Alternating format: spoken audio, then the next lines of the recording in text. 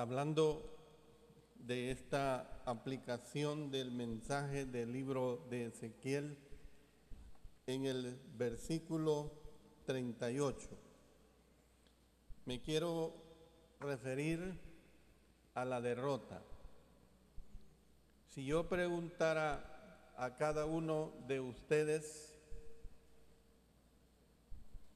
si le gustaría estar derrotado, evidentemente que la respuesta sería que no. Pero también puede suceder que en muchas ocasiones usted se ha sentido derrotado o derrotada, de acuerdo a su condición en que se desenvuelve, de acuerdo a las circunstancias en que el Señor le permite estar. Los jóvenes, por ejemplo, muchas veces se pueden sentir derrotados cuando sus notas no van bien en la escuela, en el colegio o en la universidad. Los adultos o los jóvenes adultos también se pueden sentir derrotados cuando han llegado a una edad de los 20 o más años, hasta los 25 años, y a pesar de que han coronado una carrera no encuentran trabajo.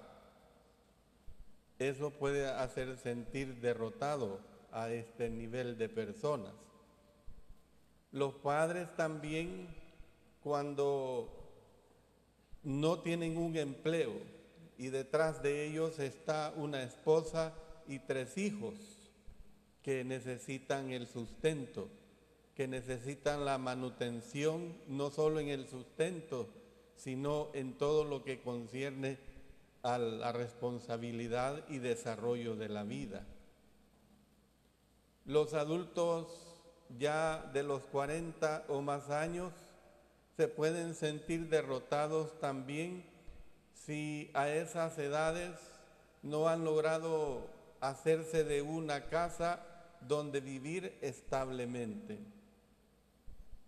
Y los ancianos se pueden sentir derrotados cuando las enfermedades achacan el cuerpo humano, porque es la etapa donde el cuerpo humano va para abajo y evidentemente que el cuerpo se hace más frágil y llegan las enfermedades, muchas veces enfermedades que son verdaderamente crónicas, enfermedades que son verdaderamente sufrientes.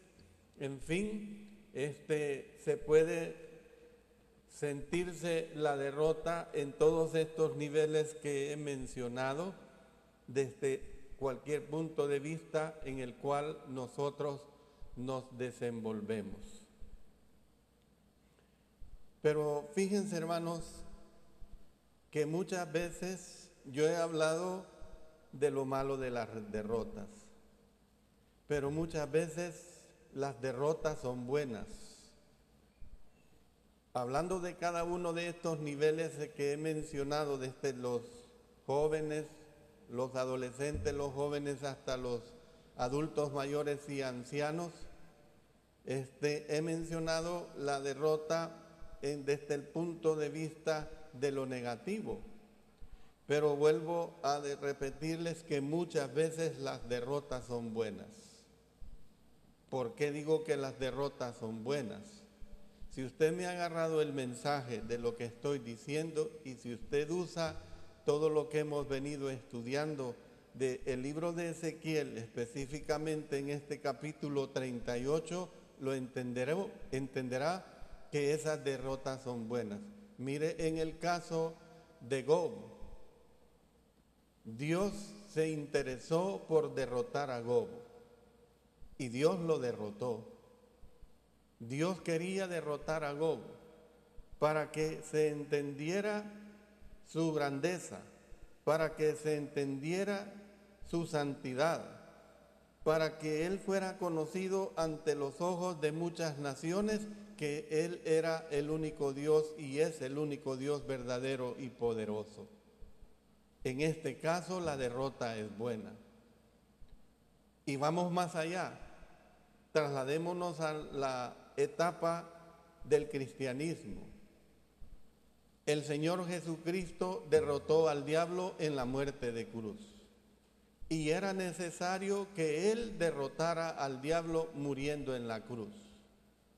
El diablo se pudo haber reído escasamente por ni los 3 días completos, cortando cada uno de los 3 días, porciones de días, donde estuvo muerto el día viernes, el día sábado totalmente, pero el día domingo resucitó. El diablo estaba contento, el diablo sentía que había derrotado al Señor Jesucristo. Pero ¿qué pasó? Cuando aquellas mujeres fueron a ver la tumba para ver el cuerpo de nuestro Señor, encontraron a la tumba vacía totalmente. El Señor Jesucristo, hermanos, había derrotado a Satanás, había resucitado. Y esa derrota, hermanos, fue una derrota que nos ha dado el triunfo a nosotros.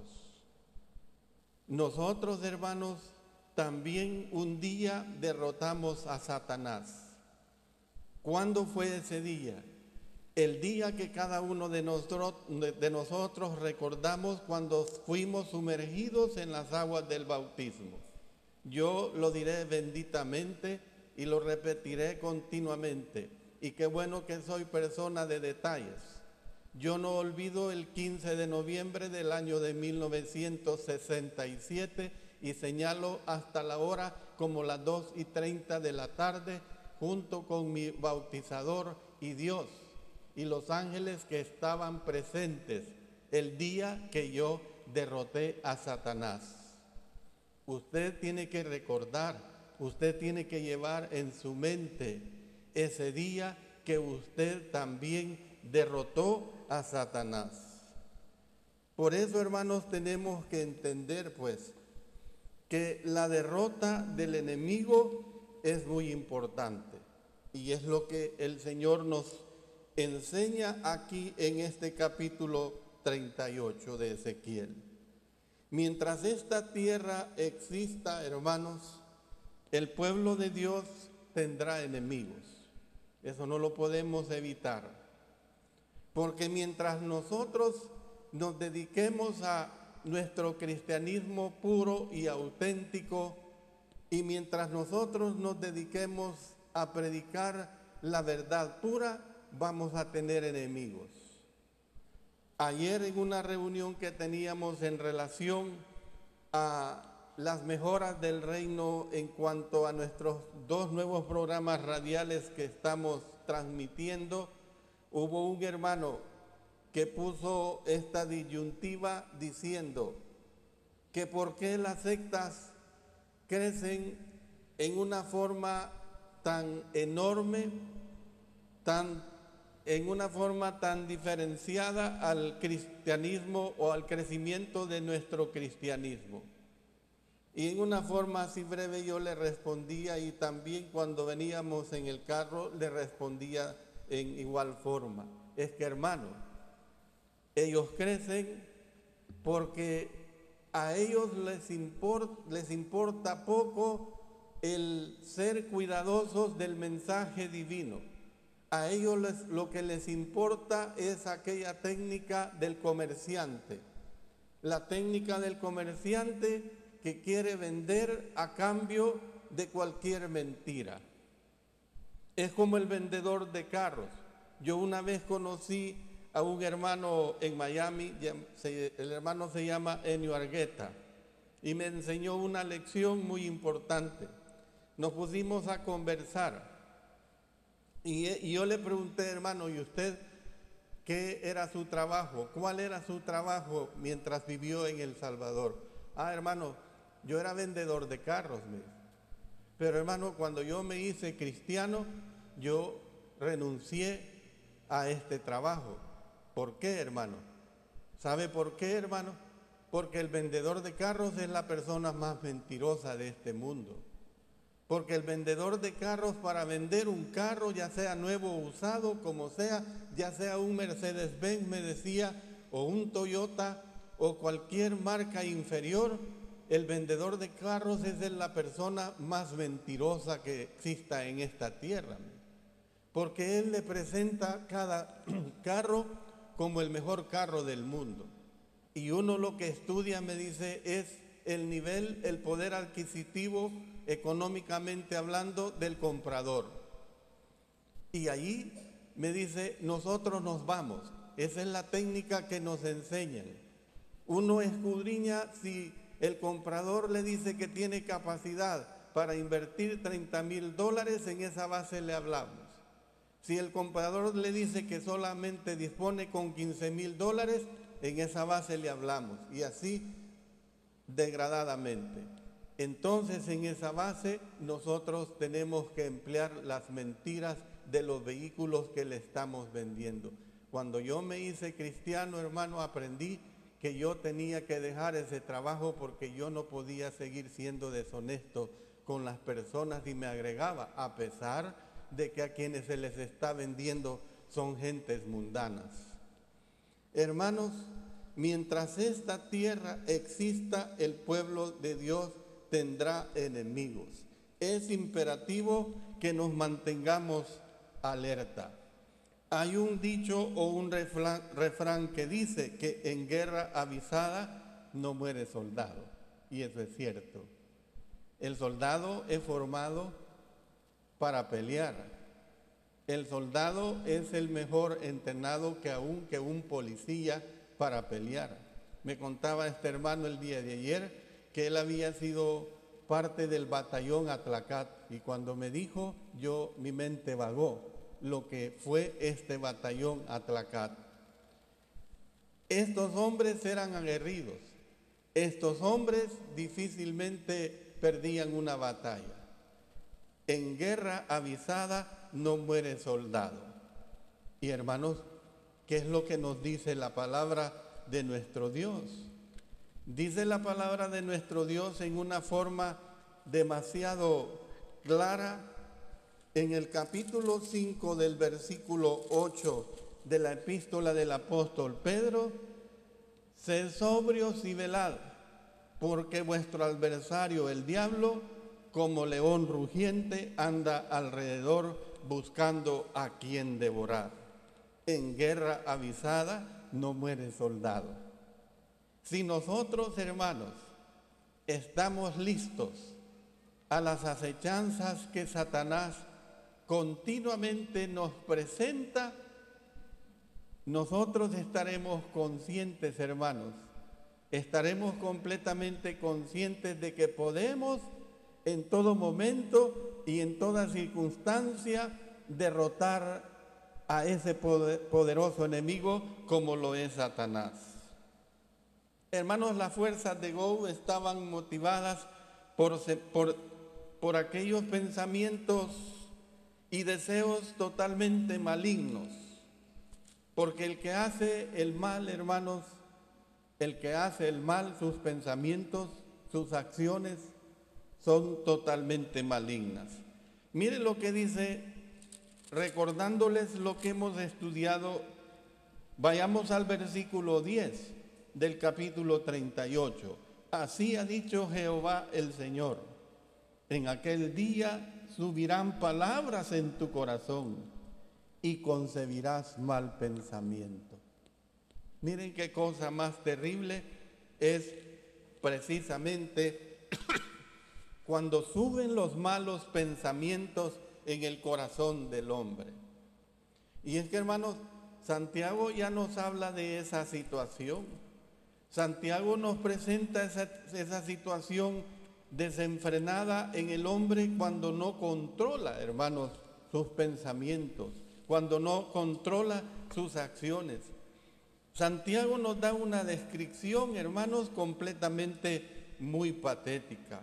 ¿Por qué? Porque nuestros pecados comienzan con nuestras pasiones desordenadas.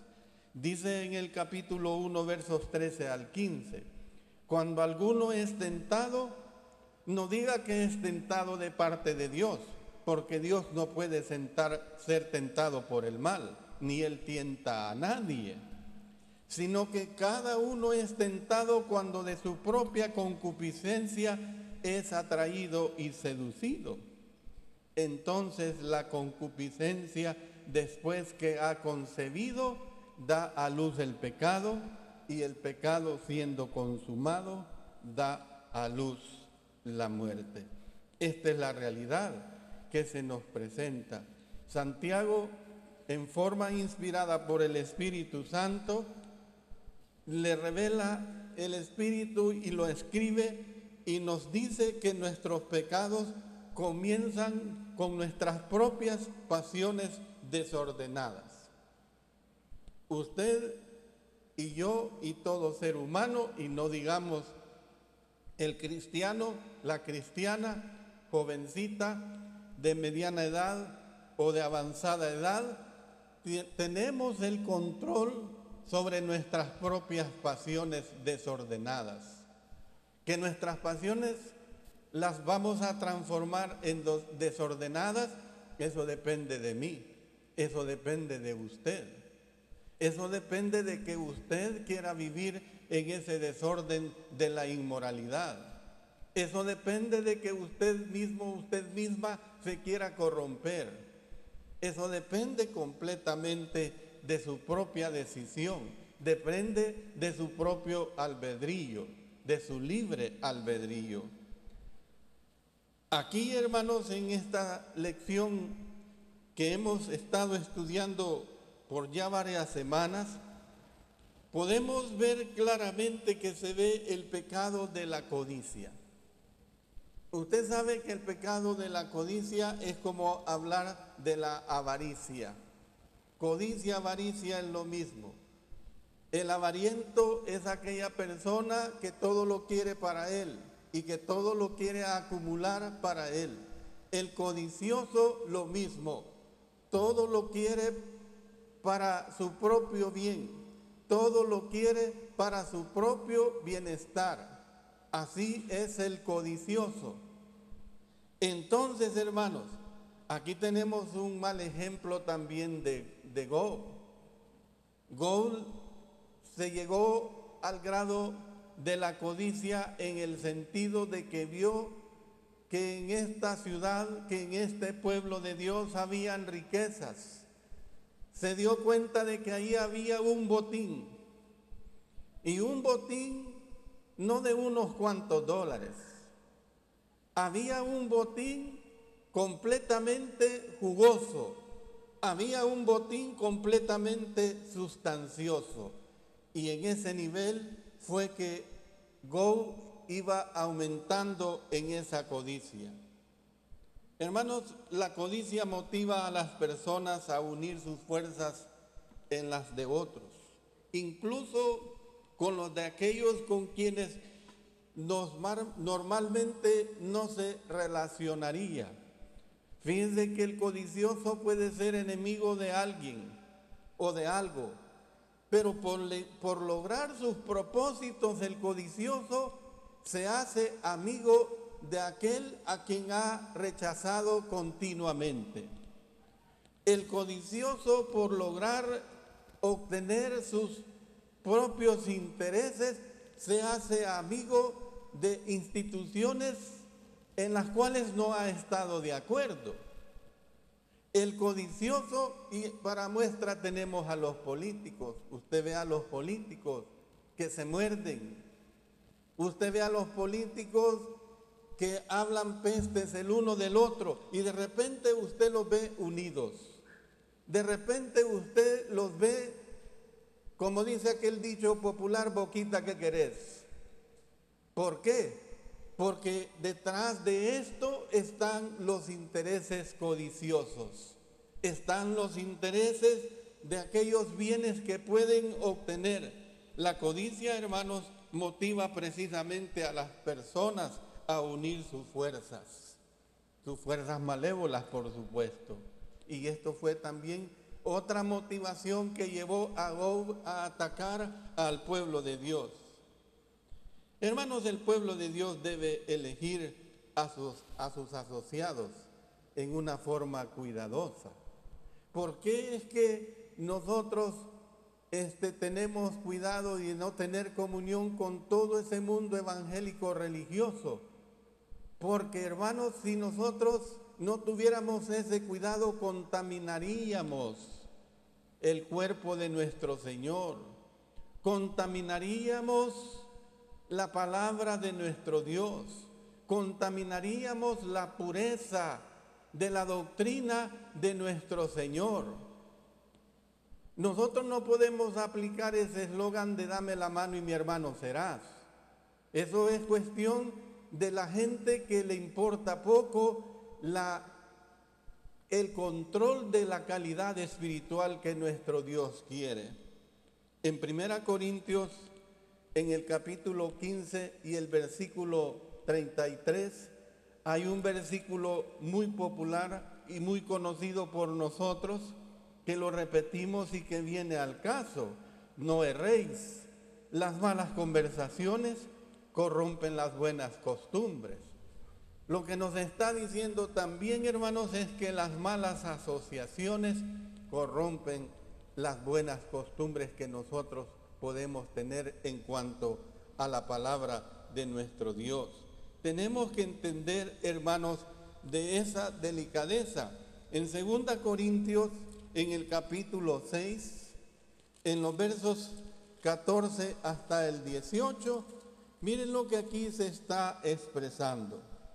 No os unáis en yugo desigual con los incrédulos, porque ¿qué compañerismo tiene la justicia con la injusticia? ¿Y qué comunión la luz con las tinieblas? ¿Y qué concordia Cristo con Belial? ¿O qué parte el creyente con el incrédulo? ¿Y qué acuerdo hay entre el templo de Dios y los ídolos? Porque vosotros sois el templo del Dios viviente, como Dios dijo: habitaré y andaré entre ellos y seré su Dios, y ellos serán mi pueblo. Por lo cual, salid de en medio de ellos, miren qué claro, y apartaos, dice el Señor, y no toquéis lo inmundo, y yo os recibiré, y seré para vosotros por Padre, y vosotros me seréis hijos e hijas, dice el Señor Todopoderoso. Demasiada clara esta escritura, hermanos, demasiada clara en cuanto a esa pureza que nosotros tenemos que tener en cuanto a la palabra, en cuanto a la doctrina de nuestro Dios. Si nosotros nos aplicamos estos nobles principios, hermanos, el problema de la codicia no hará mella en nuestras mentes y en nuestros corazones. Y el último punto que quiero considerar con ustedes es que Dios glorificará su nombre. Dios, hermanos, siempre va a glorificar su nombre. Yo soy Jehová. Conocerán que yo soy Jehová. ¿Por qué, hermanos? Porque Él desea que su pueblo lo engrandezca. Porque Él desea que su pueblo lo santifique. Porque Él desea darse a conocer, hermanos, como el verdadero Dios, como el Dios único y todopoderoso.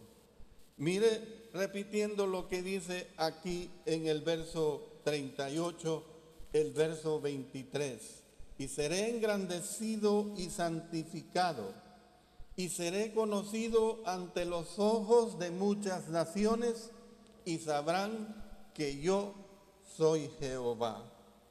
Este mismo principio nos lo trasladó el Señor, nos lo trasladó el Señor cuando usó el Espíritu Santo al apóstol Pedro, y el apóstol Pedro también nos exhorta y nos anima de esa misma manera. En 1 Pedro, en el capítulo 2 y el versículo 9, miren qué levantada de espíritu nos da el apóstol Pedro. Miren qué levantada de espíritu nos da el Espíritu Santo. Miren qué levantada de espíritu nos da nuestro Padre Celestial y nuestro Señor Jesucristo.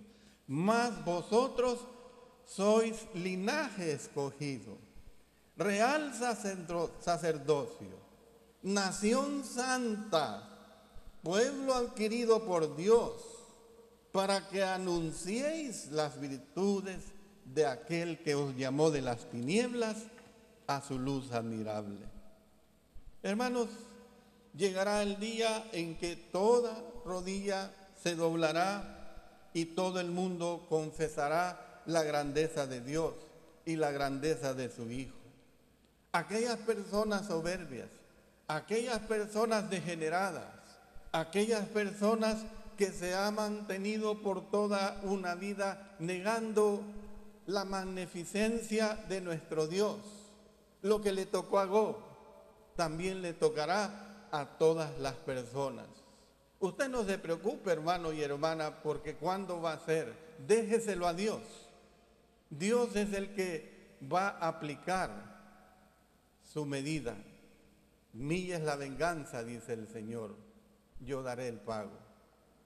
Dice la Escritura en Filipenses, en el capítulo 2 y en los versículos 9 hasta el 11, esta declaración demasiado especial en relación a la soberbia del hombre.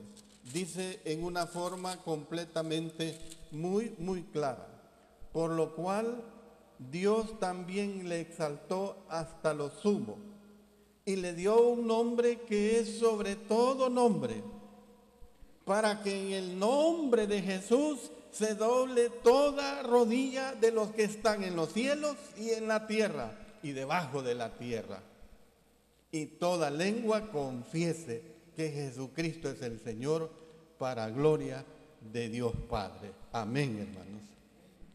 Hermanos y amigos, yo no sé predicarle más a usted sobre esta situación. Realmente lo hallo que el Señor ha sido demasiado claro a través de su palabra. Predicarle a usted, amigo, acerca de entregarse a las manos del Señor es a través de su palabra. Si usted cree en Él, obedézcale.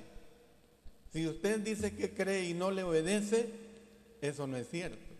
Es como cuando anoche también decía en la clase, en una parte, que el que pertenece a Dios confía en Dios. Bueno, confía en Dios si realmente obedece, pero confiar por confiar en el aire en Dios y no hacer su voluntad, eso no tiene razón de ser. Si usted cree en Dios es porque le va a obedecer. Si usted cree que Cristo le va a perdonar sus pecados es porque se va a arrepentir de sus pecados. Si usted se arrepiente de sus pecados es porque usted va a ser bautizado para recibir el perdón de sus pecados.